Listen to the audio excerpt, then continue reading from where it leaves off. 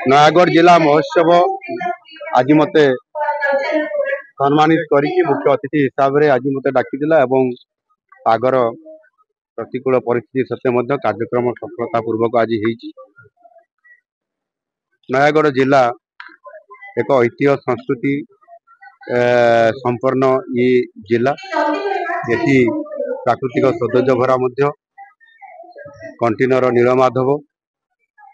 जहाँकि महाप्रभु जगन्नाथ आद्य रूप एभली एक गरिमामय ए अंचल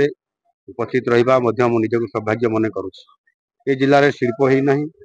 ये जिले में आहरी अधिक चाषी को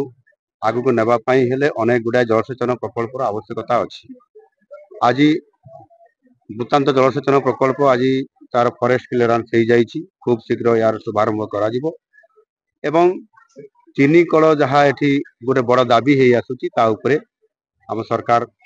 या उपरे विचार विमर्श निश्चित भाव में करी आगामी दिन में जेहेतु ये अंचल आखु चाष प्रसिद्ध अच्छी आगुरी चीनी कल थिला एवं आउ थे किभली भाव में नुआ रूप से चीनी कल प्रतिष्ठा करने जहाँ लोकंर दाबी अच्छी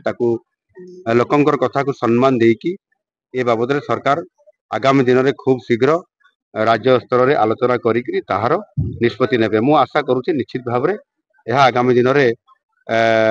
नुआ करी प्रतिष्ठा करिवार गोटे संभावना उज्जवल देखा देइछि। आलोचना हला पर ही निष्कर्ष हला पर बाहरिबो एवं चिन्नीकल प्रतिष्ठा करिया पई ओडिसा रे जदि कोउटी हेबो सेटा सबुठारु उत्कृष्ट जगह होछि नयागढ़ आ सेति पई सरकार प्राधान्य दउछि। धन्यवाद।